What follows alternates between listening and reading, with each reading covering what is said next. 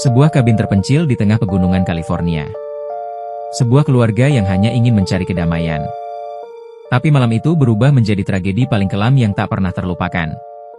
4 nyawa melayang dalam kondisi yang begitu mengenaskan. Tidak ada tanda peringatan. Tidak ada suara tembakan. Dan, hingga hari ini, kasusnya masih menjadi misteri yang belum terpecahkan.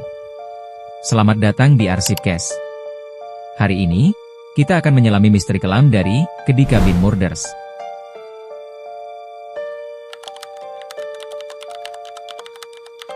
Pada tahun 1980, Glenna Susan Sharp atau yang dikenal dengan sebutan Susan, merupakan seorang ibu tunggal yang baru saja berpisah dari suaminya. Kemudian, ia memutuskan untuk memulai hidup baru. Ia pun membawa kelima anaknya pindah ke sebuah wilayah bernama Keddy, yaitu sebuah kawasan terpencil yang terletak di Plumas County, California. Keddy dulunya adalah kota kecil dengan banyak penginapan-penginapan berbentuk kabin yang ditujukan untuk wisata. Namun pada akhir 70-an, tempat itu berubah menjadi pemukiman murah yang diperuntukkan bagi keluarga dengan penghasilan rendah. Susan dan anak-anaknya tinggal di kabin nomor 28. Karena sekarang ia sudah menjadi ibu tunggal, dia pun mulai bekerja serabutan untuk memenuhi kebutuhan keluarganya. Anak-anaknya yaitu John, Sheila, Tina, Rick, dan Greg, dikenal sebagai anak-anak yang baik dan ramah. Mereka juga biasa bergaul dengan tetangga sekitar. Saat itu, pada malam tanggal 11 April tahun 1981 adalah malam yang tenang seperti biasa. Setidaknya, itulah yang terlihat dari luar. Anak tertua Susan yaitu John, saat itu membawa temannya yang bernama Dana Winget untuk menginap. Mereka berdua pulang ke kabin sekitar pukul 9 malam. Sementara itu Sheila yaitu anak kedua Susan. Malam itu ia menginap di rumah temannya yang masih berada di wilayah yang sama di sekitar rumah mereka. Keesokan paginya, ketika Sheila pulang ke rumahnya, ia terdiam seketika. Karena di sana, ia menemukan pemandangan yang begitu mengerikan di depan matanya. Di ruang tamu, ia menemukan tubuh ibunya yang sudah terbujur kaku dan tidak bernyawa. Kemudian tak jauh dari tubuh ibunya, tergeletak juga tubuh John dan Dana, yang semuanya sedang dalam kondisi yang sangat mengenaskan. Leher Susan terlilit dengan kabel listrik, sedangkan mulutnya dalam keadaan tersumpal. Tubuhnya menunjukkan luka benda tajam dan hantaman yang keras. Sedangkan John dan Dana, mereka tampak telah dipukul dengan sangat keras, hingga tengkoraknya mengalami keretakan yang parah. Dengan keadaan yang masih syok, ia mencoba mencari anggota keluarganya lain yang tersisa. Ia mencoba berjalan ke kamar adiknya, dan untungnya, ia menemukan kedua adiknya yaitu Ricky dan Greg selamat tanpa adanya luka sedikit pun di tubuh mereka. Diduga, mereka juga tidak mengetahui apa yang sudah terjadi semalam di rumah mereka. Namun, ia tidak menemukan adik perempuannya yang bernama Tina di sana. Bahkan, ia tidak menemukan keberadaannya dimanapun. Gadis kecil berusia 12 tahun itu seperti menghilang tanpa jejak. Polisi pun langsung tiba di lokasi setelah mendapatkan laporan. Namun penyelidikan awal berjalan kacau. Bukti-bukti penting tidak diamankan dengan benar. Dan sejak awal, ada begitu banyak kejanggalan. Tidak ada tanda-tanda masuk paksa. Senjata yang digunakan pelaku diperkirakan adalah palu dan pisau dapur yang diambil dari rumah itu sendiri. Polisi menemukan lebih dari satu alat bukti, itu menunjukkan bahwa mungkin ada lebih dari satu pelaku yang terlibat pada malam penghabisan tersebut.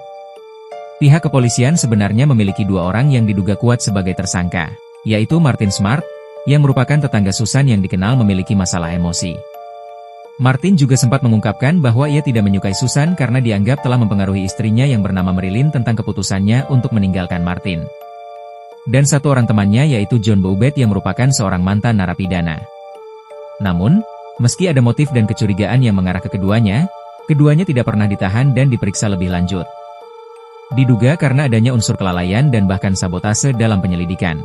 Karena diketahui, John dikabarkan memiliki kedekatan dengan agen FBI. Waktu pun terus berjalan. Hingga kasus ini pun perlahan menjadi kasus dingin yang tak terpecahkan. 3 tahun kemudian, tepatnya pada tahun 1984, seorang warga sedang mencari barang bekas di hutan yang jaraknya sekitar 50 km dari Keddy Cabin. Di sana, ia menemukan beberapa bagian tulang manusia. Setelah diidentifikasi lebih lanjut, hasil tes forensik memastikan bahwa sisa-sisa tulang tersebut adalah milik Tina Sharp, yaitu anak perempuan Susan yang pernah menghilang secara misterius di malam kejadian. Penemuan ini menambah misteri baru tentang mengapa Tina dibawa pergi. Mengapa tubuhnya dibuang begitu jauh dari lokasi kejadian? Apakah dia dibawa dalam keadaan hidup, lalu dihabisi kemudian? Atau apa motif lain yang tersembunyi? Sekali lagi, penyelidikan tidak membuahkan hasil apapun.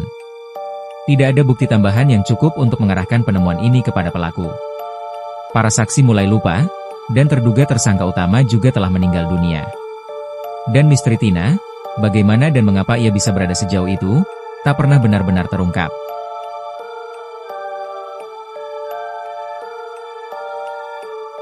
Berbagai teori bermunculan di kalangan masyarakat dan para penyelidik independen. Ada yang percaya bahwa ini adalah serangan acak. Ada pula yang menduga kasus ini terkait dengan konflik pribadi atau bahkan upaya untuk membungkam Susan karena suatu informasi yang ia ketahui. Sementara teori paling populer menyebut bahwa Martin dan temannya John adalah pelaku sebenarnya.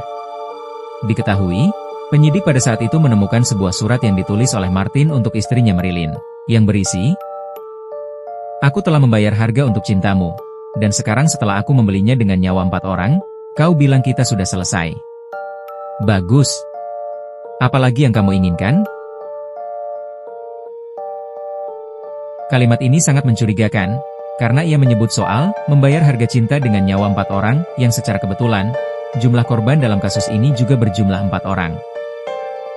Surat ini ditulis tidak lama setelah kejadian, tetapi tidak pernah dilaporkan ke polisi oleh Marilyn pada saat itu.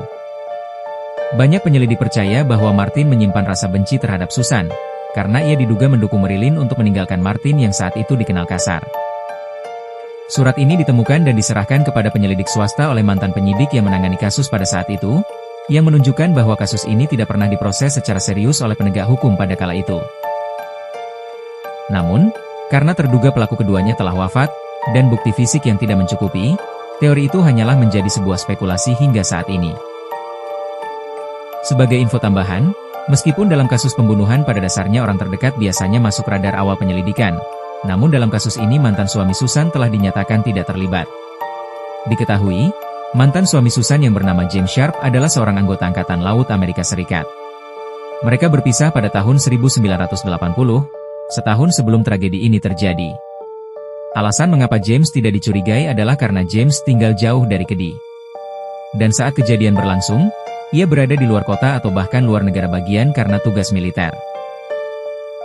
Investigasi awal menyebutkan bahwa ia memiliki alibi kuat dan dapat diverifikasi kebenarannya. Selain itu, tidak ditemukan bukti fisik, kesaksian, atau motif langsung yang mengaitkan James dengan tragedi ini. Bahkan setelah investigasi bertahun-tahun, tidak ada petunjuk yang mengarah pada keterlibatannya. Itulah mengapa mantan suami Susan lepas dari segala tuduhan. Kabin tempat keluarga Susan tinggal akhirnya dihancurkan pada tahun 2004. Tapi ingatan akan tragedi yang terjadi di sana tetap hidup di benak banyak orang, terutama mereka yang pernah tinggal di sana. Hingga kini, kasus ini dianggap sebagai salah satu kasus penghilangan nyawa satu keluarga paling kejam dalam sejarah Amerika.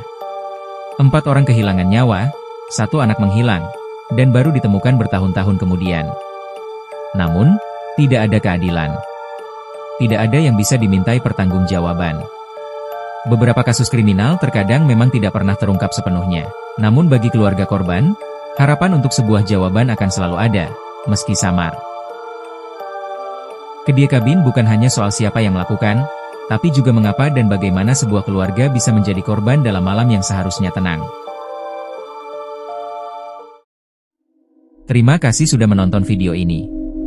Jika kamu punya teori, tambahan, atau saran untuk ide pembahasan selanjutnya, silakan tulis di kolom komentar. Jangan lupa like, subscribe, dan aktifkan lonceng, karena masih banyak arsip yang belum kita buka.